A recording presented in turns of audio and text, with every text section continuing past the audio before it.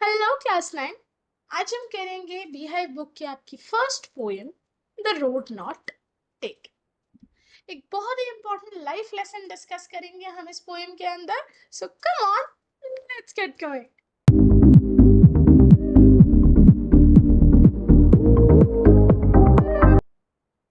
हाँ जी, central idea क्या है इस poem the road not taken. So ये well known poem is about making choices। अब लाइफ में अक्सर हमारे आगे सिचुएशन आती है जहां हमें दो में से कोई एक चीज चुननी पड़ती है, एंड वो चॉइसेस कैसे हमें शेप करती हैं, ये पोएम इस फैक्ट को हाईलाइट कर दे। एवरी डिसीजन वी मेक, हम कौन से स्कूल जाएंगे, हम कौन से ट्यूशन जाएंगे, हम किसको दोस्त बनाएंगे, हम क्या खाएंगे, हम आगे जाके कौन सी स्ट्रीम लेंगे, हम आगे जाके कौन से कॉलेज में जाएंगे, ये सब चॉइसेस जो बड़े कॉन्शियसली बड़े थॉट के साथ हम लेते हैं, हमारे लाइफ को शेप करती है, हमारे लाइफ के पाथ को डायरेक्शन देती है। तो रॉबर्ट फ्रॉस्ट जो एक अमेरिकन पोएट है, सिंपली लिखते हैं बट इनसाइट। उन वो सिंपल वर्ड्स में काफी डीप और इंसाइटफुल चीजें यानी फ्यूचरिस्टिक पॉइंट ऑफ व्यूज हमारे साथ शेयर करते हैं अबाउट कॉमन ऑर्डिनरी एक्सपीरियंसेस। सो इस पोएम में वो बात कर रहे हैं कि कैसे जब वो एक एडवेंचरस ट्रिप पे गए, वो भटक गए। अब जब वो भटके जंगल में, उनके आगे दो रास्ते थे। अब उन दो रास्तों में से वो कौन सा रास्ता चुनेंगे और कौन सा नहीं, वो डिलेमा वो हमारे साथ शेयर कर। अक्सर जिंदगी में हमारे सामने ऐसी ही दो चॉइसेस आ जाती, जैसे क्लास 10th में साइंस लें या कॉमर्स या ह्यूमैनिटीज। कौन सी स्ट्रीम हमारी लाइफ को डायरेक्शन देगी, हमारे लाइफ का पाथ सेट करेगी, वो एक बहुत इंपॉर्टेंट डिसीजन। और एक बार आपने वो चॉइस ले ली, बड़ा मुश्किल होगा उससे यू टर्न लेके शुरुआत से शुरुआत करना दूसरी choice.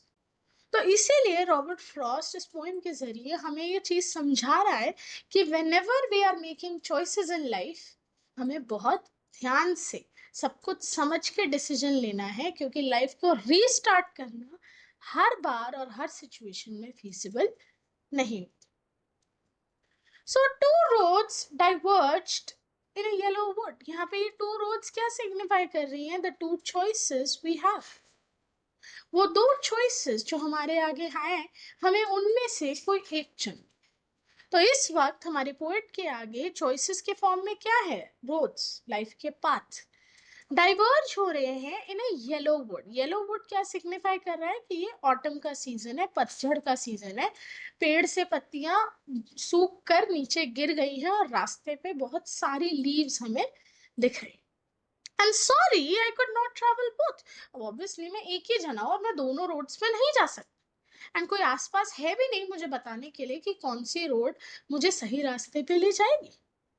And be one traveller long I stood. अब क्योंकि मैं अकेला था, मैं बहुत देर तक वहां खड़ा रहा and look down one as far as I could. मैं दोनों रास्तों को दूर तक देखने लगा कि ये बेटर है या ये। To where it bent in the undergrowth. Undergrowth यहाँ पे सिग्निफाई कर रहा है फॉरेस्ट की, मतलब मैं दूर तक देख रहा हूं तो दोनों के एंड पे मुझे घना जंगल ही दिख रहा है, बट अब उन दो में से कौन सी रोड पिक करूं मुझे समझ नहीं आ रहा है। तो इस स्टैंजा के जरिए रॉबर्ट फ्रॉस्ट हमारे ह्यूमन नेचर को हाईलाइट कर रहा है कि कैसे हमारे पास जब दो क्रूशल कि कैसे जब हमको कोई भी क्रूशल डिसीजन लेना होता है और बात आ जाती है दो ऑप्शंस में से एक को चुनने की, हम दोनों ऑप्शंस को कितना डिटेल से देखते हैं, कितना डिटेल से समझते हैं, और तब जाके एक डिसीजन पे हम आते हैं, क्योंकि अल्टीमेटली वो डिसीजन हमारे लाइफ के पाथ को आगे लेके जाए। सो रॉबर्ट फ्रॉस्ट भी वही गहरा एनालिसिस करते हैं, और अब आगे क्या होता है? Then took the other just as fair. अब मेरे आगे दो रास्ते थे, मैं यहाँ खड़ा हूँ। तो उस दिन मैंने सोचा इस वाले पे चलता हूँ, लेफ्ट वाले। सेम सा ही लग रहा है यार, क्योंकि दोनों के एंड में घना जंगल ही दिख रहा है, तो रास्ते तो सेम ही है। जस्ट एज फेयर मतलब कुछ ऐसा नहीं था जो मुझे ये फील कराए कि राइट वाला रास्ता is better than the left one. मैं चलने लगा लेफ्ट की तरफ and having perhaps the better claim. अब उन दो में से मैंने लेफ्ट वाला क्यों चुना? बिकॉज मुझे लग रहा है उसका क्लेम थोड़ा बेटर है। बेटर किस सेंस में? क्यों? Because it was grassy and wanted wear. It was grassy मतलब उस पर बहुत ज्यादा घास थी, एंड वांटेड वेयर मतलब उस पर जो पत्तियां थी और सब कुछ था, वो चाहती थी कि लोग उस रास्ते पे चले, क्योंकि उसे लग रहा था ये लेफ्ट वाला रास्ता वो रास्ता है जिसपे अक्सर लोग नहीं चलते। तो ये रोड मुझे अपनी तरफ खींच रही है, मुझे अपनी तरफ बुला रही है, वो चाह रही है कि कोई ट्रैवलर तो मुझ पे चले। तो इसीलिए मैंने डिसाइड किया कि मैं वो road, though as for that the passing there had warned them really about the same, but ऐसा नहीं है कि पहली रोड पे कुछ ज्यादा ही लोग चलते थे, द राइट वन, नहीं, क्योंकि दोनों रास्तों से शायद लोग गुजरते थे एंड दोनों ही रास्तों की हालत ऑलमोस्ट एक जैसी ही थी। वो दोनों चॉइसेस मेरे लिए काफी सिमिलर थी, लेकिन उस पॉइंट ऑफ टाइम में राइट और लेफ्ट में जब मेरी चूज करने की बारी आई, मुझे लगा लेफ्ट वाली का बेटर क्लेम है, बिकॉज वो चाह रही है कि मैं उसके पास आऊं, मैं उसके ऊपर चल। अगेन, लाइफ में ऐसा ही होता है, कई बार ऐसे डिसीजंस हमें लेने पड़ जाते हैं जहां पे बहुत दो सिमिलर ऑप्शंस हैं हमारे पास, दोनों बहुत अच्छे हैं, दोनों में बराबर प्रोज बराबर कॉन्स है, दोनों में बराबर अच्छाई बराबर बुराई है, लेकिन उस पॉइंट ऑफ टाइम में जिसमें हल्का सा भी कुछ बेटर लगे या जो चीज आपको अपनी तरफ ज्यादा अट्रैक्ट करे, आपको चुन लेते हो। तो रॉबर्ट फ्रॉस्ट ने भी वही किया, and both that morning equally ले, वो कह रहे हैं उस सुबह वो दोनों रास्ते उस मोमेंट पे मेरे लिए एक जैसे ही थे। In leaves no step had trodden black. अब यहाँ पे इस लाइन का क्या मतलब है? अक्सर जब पतझड़ का मौसम होता है, रात भर में पत्तियां झड़ के सड़क पे इकट्ठी हो जाती हैं, जब आप उस पर चलते हो एक अजीब सी क्रिंकलिंग सी आवाज आती है, राइट? सूखे पत्ते पे पैर रखने में बड़ा मजा आता है, राइट?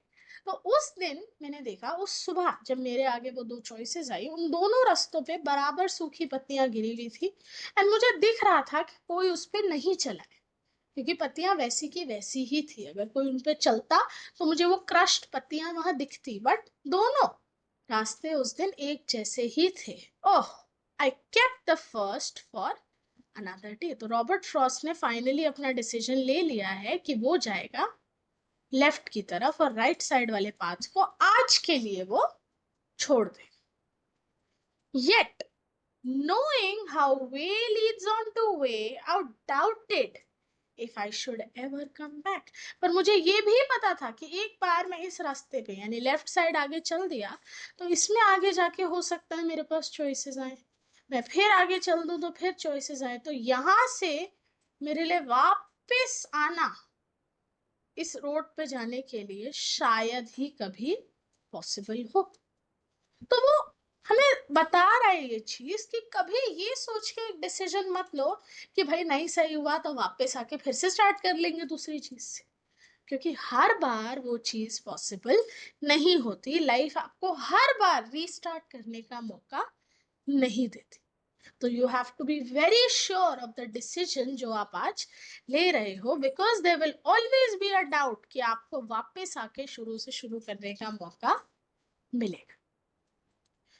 फिर रॉबर्ट फ्रॉस्ट कह रहा है कि अब मैं वो लेफ्ट वाले रास्ते पे चल दिया एंड काफी वक्त गुजर गया, एंड जब मैं इस दिन को याद करूंगा, I shall be telling this with a sigh. Sigh मतलब गहरी सांस के साथ।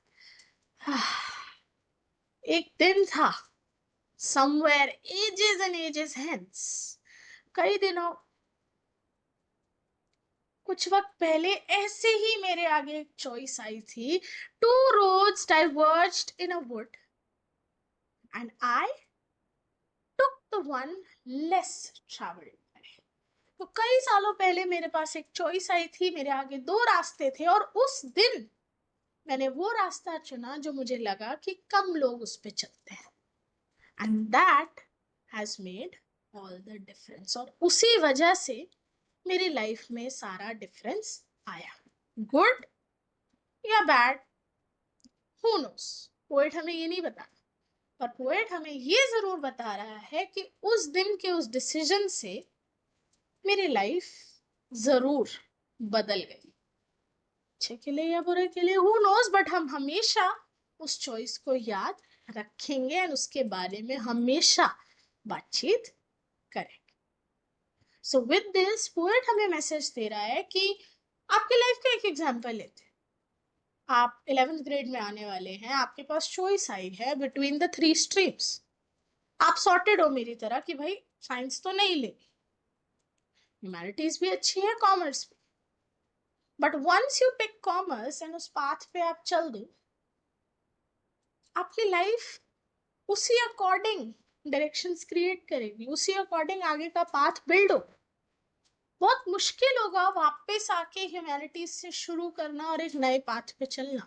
आपने उस दिन जो डिसीजन लिया, आगे जाके वही आपकी लाइफ में वो डिफरेंस क्रिएट करेगा। सो ये मैसेज रॉबर्ट फ्रॉस्ट बड़ी खूबसूरती से रोड्स के जरिए हमें अपनी पोएम रोड नॉट टेकन में समझा।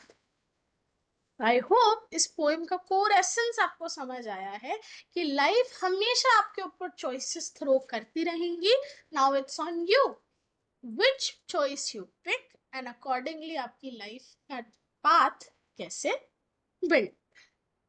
अब बढ़ेंगे बच्चों इस पोएम के फिगर्स ऑफ स्पीच या पोएटिक डिवाइसेस पे। Please make a note of them, चाहे अपनी बुक में चाहे अलग से एक नोटबुक में। सो इस पोएम में पहला और सबसे कॉमन फिगर ऑफ स्पीच जो दिख रहा है वो है हमें metaphor. Metaphor as a figure of speech कहता है कि हिडन कंपैरिजन हो, बात किसी चीज की कही जा रही है बट उसका मीनिंग, उसका सेंस किसी और से।